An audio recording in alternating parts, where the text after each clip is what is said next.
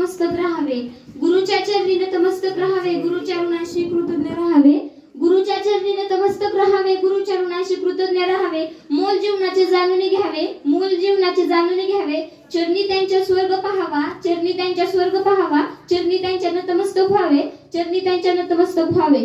आपल्या ह्या माणसाच्या जीवनामध्ये गुरुचं काय महत्त्व असतं हे प्रत्येक व्यक्तीला माहिती आहे। डॉक्टर सर्वपल्ली राधाकृष्णन यांचा जन्मदिवस आपण सर्वजण शिक्षक दिन म्हणून साजरा करतो। मानवी जीवनातील गुरुचे महत्त्व अनेकदा संतांनी ऋषीमुनींनी सांगून दिले आहे।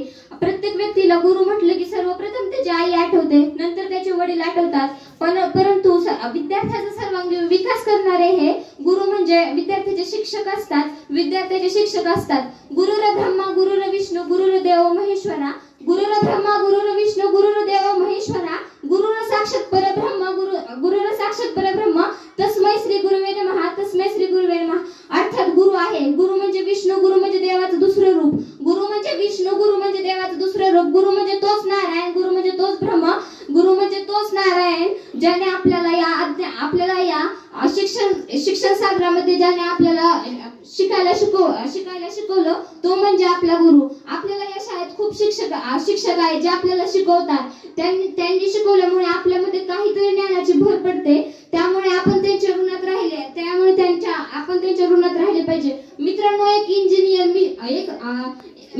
इंजिनियर एक मशीन घडवू शकतो, मित्रांनो एक इंजिनियर एक मशीन घडवू शकतो, एक डॉक्टर एका व्यक्तीला निरोगी बनवू शकतो, एक इंजिनियर एक मशीन घडवू शकतो, एक डॉक्टर एक व्यक्तीला निरोगी बनवू शकतो, एक गवंडी एक इमारत बांधू शकतो, एक गवंडी एक इमारत बांधू शकतो, परंतु एका व्यक्तीला घडवण्याचं काम हा फक्त शिक्षकच करू शकतो, फक्त शिक्षकच करू शकतो।